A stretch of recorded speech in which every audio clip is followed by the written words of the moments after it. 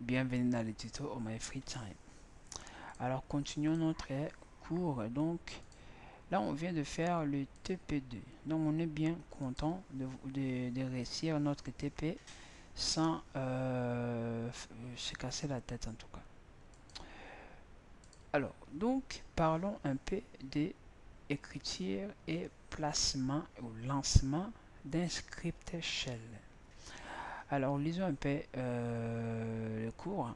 Alors, le fichier contenant des commandes, voilà, et des mots-clés, pas des règles, des noms de fichiers, extension, voilà, pas des règles, extension là, on peut ne pas l'écrire, ça marchera toujours. Exemple, si on a un fichier qui s'appelle nom de fichier.sh, .sh, si on affiche les mêmes fichiers et qu'à l'intérieur de ce fichier il y a ces commandes là, bah, si je l'exécute, en fait ce fichier premièrement va me montrer le chemin absolu et il va entrer dans ce fichier là temp s'il existe et il va afficher le chemin absolu de temp là et il va justement afficher le contenu de ce temp. Voilà, pas fichier, c'est un dossier, de ce dossier temp. Voilà, temp. Donc on peut aussi le faire, hein. Donc je peux faire echo comme ça. Là à l'intérieur, je vais faire pwd. Cette façon de faire, on vient de le voir déjà dans un dossier là. Là je mets et devant. Là je n'explique pas parce que vous connaissez déjà. pwcd espace tmp. Je mets encore retour la ligne. Je mets pwd retour à la ligne ls. Et là je les redirectionne dans quoi? Dans nos fichiers. Donc nom des fichiers .sh. Bim. Là, nom de fichier, permission non accordée. Je suis. Ah, ok. Pas ici en tout cas. Je vais pas le faire ici. Là, en tout cas, il y est. Donc, si je fais 4 nom de fichier, j'ai tout ça. Voilà. Donc, supposons maintenant que je donne les droits pour exécuter déjà. Hein, donc, exécuter chez l'enfant, il faut donner les droits à ce fichier. Je donne le droit à l'utilisateur, le droit d'exécuter ce fichier. Là, si je fais ce fichier là, donc nom de fichier entrée, qu'est-ce qu'il fait? Déjà, il me fait exactement comme je dis, il m'affiche le chemin absolu. Là, j'entre dans ce fichier là. Bien sûr, après, lorsque j'entre dans ce fichier, il affiche encore le chemin de ce fichier là, donc ça veut dire racine tmp. Et après il fait ls de ce fichier. En fait, heureusement, je vous avais dit déjà annoncé que des fois je confonds le fichier et le dossier. Là, c'est un dossier, le fichier, c'est pas du tout ce que je suis en train de parler. Ça, c'est le fichier. Voilà, le contenu de ce dossier-là. Voilà. Alors, comment exécuter? Donc, comme vous pouvez déjà voir, hein, pour exécuter, supposons j'ai un fichier. Voilà. À l'intérieur de ce fichier, il y a ces codes-là. ls LSA. Je dis cours 13. Voilà. Echo. Cours 13 existe déjà. Cours 14. Si je fais 4 cours 14, j'ai dans ce fichier là R14, bon, fichier cours 14, j'ai cette commande là ls-la. Alors, pour exécuter cette commande-là, je vous ai dit qu'il faut que je donne les droits à ces fichiers-là, cours 14. Comme ça, j'aurai le droit à l'exécution. Ou, soit si j'écris juste bash, comme ça, et j'écris juste le nom de fichier, dans ce cas, c'est cours 14. Comme ça, je fais entrer. Et regardez, ça marche aussi.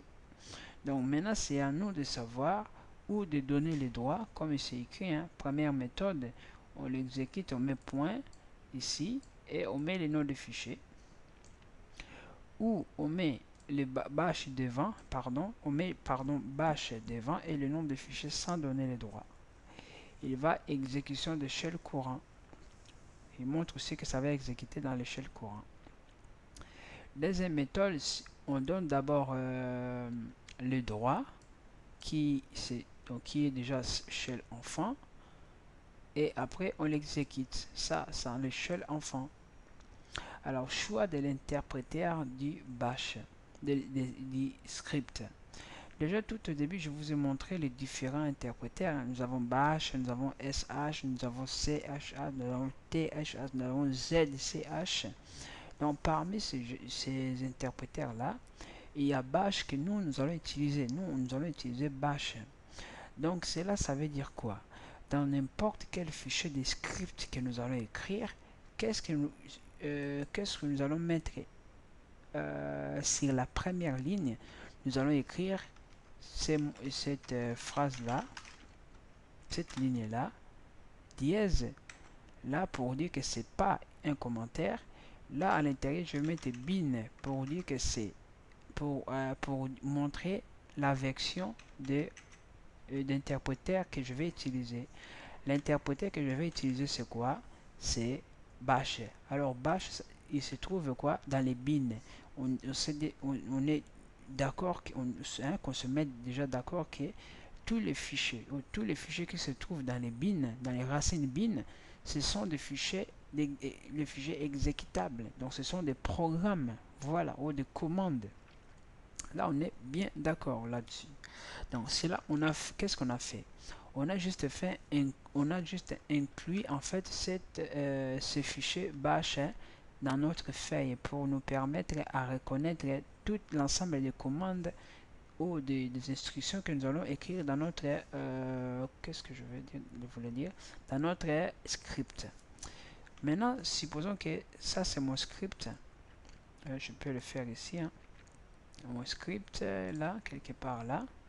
Je suis où? Là, c'est mon script par exemple. Script. Voilà. Là ici, donc je vais le faire mettre comme ça. Là, je mets, hein, vous voyez là, je l'écris là.